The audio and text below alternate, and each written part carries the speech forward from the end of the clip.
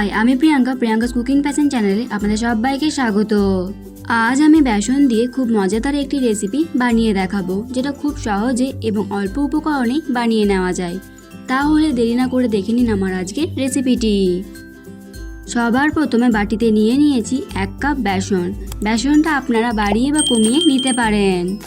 এবার বেসনের মধ্যে দিয়ে দিচ্ছি পরিমাণ মতো লবণ, হাফ চা চামচ হলুদ গুঁড়ো, 1 চামচ পেঁয়াজ কুচি, হাফ চামচ থেতো করা রসুন, হাফ চামচ থেতো করা আদা।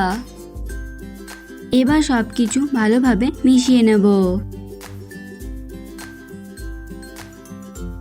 সব কিছু ভালোভাবে মিশিয়ে নিয়েছি। এবার অল্প অল্প জল দিয়ে একটা ডো তৈরি করে নেব। তবে খেয়াল রাখতে হবে ডোটা যেন খুব বেশি শক্ত না হয়ে যায়।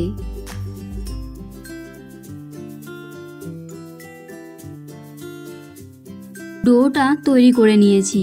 এবার এটা ঢাকা দিয়ে রেখে দেবো 10 মিনিট।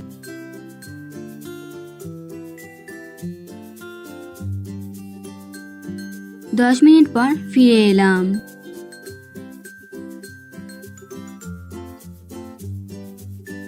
এবার ডোটা থেকে অল্প মিশ্রণ নেব আর হাত দিয়ে গোল করে নেব। এবার হাত দিয়ে চেপে চৌকো শেপ তৈরি করে নেব। এইভাবেই আমি সবগুলো তৈরি করে নেব। সবগুলো তৈরি করে নিয়েছি। এবার এগুলো ভেজে নেব। তার জন্য তেল গরম হতে বসিয়ে দিয়েছি। তেল গরম হয়ে গেছে। এবার বেসনের পিসগুলো দিয়ে দিচ্ছি। এবার এগুলো উল্টে পাল্টে লালচে করে ভেজে নেব। আপনি যদি চ্যানেলে নতুন হয়ে থাকেন তাহলে এই ভিডিওটি দেখতে দেখতে আমার চ্যানেলটি সাবস্ক্রাইব করুন এবং পাশে থাকা বেল আইকনটি অন করে দিন আর নতুন নতুন ভিডিওর আপডেট পাওয়ার জন্য। উল্টে পাল্টে লালচে করে ভেজে নিয়েছি। এবার এগুলো তুলে নেব। এইভাবেই সব বেসনের পিসগুলো ভেজে নেব। আমি সম্পূর্ণ রান্নাটা সাদা তেলেই করে নেব। আপনারা চাইলে সর্ষের তেলেও করতে পারেন। এই তেলের মধ্যে দিয়ে দিলাম সামান্য গোটা জিরে আর দিয়ে দিচ্ছি একটা তেজপাতা দুভাগ করে। এবার এগুলো একটু ভেজে নেব। এবার দিয়ে দিচ্ছি 2টো পেঁয়াজ কুচি। পেঁয়াজ কুচি ভেজে নেব।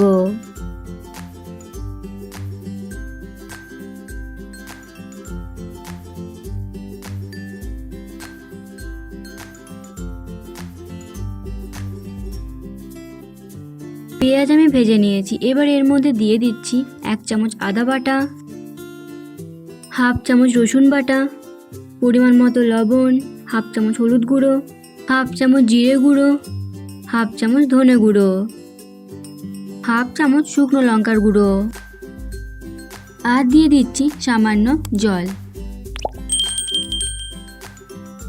এবার এই সব উপকরণ ভালোভাবে নাড়াচাড়া করে নেব যতক্ষণ না মশলার কাঁচা গন্ধ চলে যাচ্ছে।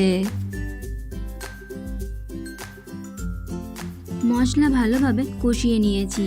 এবার এর মধ্যে দিয়ে দিচ্ছি জল।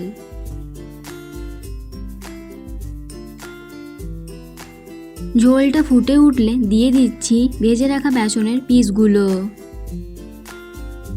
সব কিছু ভালোভাবে মিশিয়ে নেব। ঝোলটা ভালোভাবে ফুটে উঠলে গ্যাসের ফ্লেমটাকে মিডিয়ামে রেখে এটা প্রায় হতে দেবো 15 মিনিট। তবে মাঝে মাঝে সব উপকরণ একটু নাড়াচাড়া করে নিতে হবে। 15 মিনিট পর ফিরে এলাম। এবার দিয়ে দিচ্ছি 1 চামচ গরম মশলা গুঁড়ো। সব কিছু ভালোভাবে মিশিয়ে নেব। তৈরি হয়ে গেল আমার আজকের রেসিপিটি। এই রেসিপিটি আপনাদের কেমন লাগলো অবশ্যই কমেন্ট করে জানাবেন। ভালো লেগে থাকলে লাইক এবং শেয়ার করবেন। আজ এই পর্যন্তই।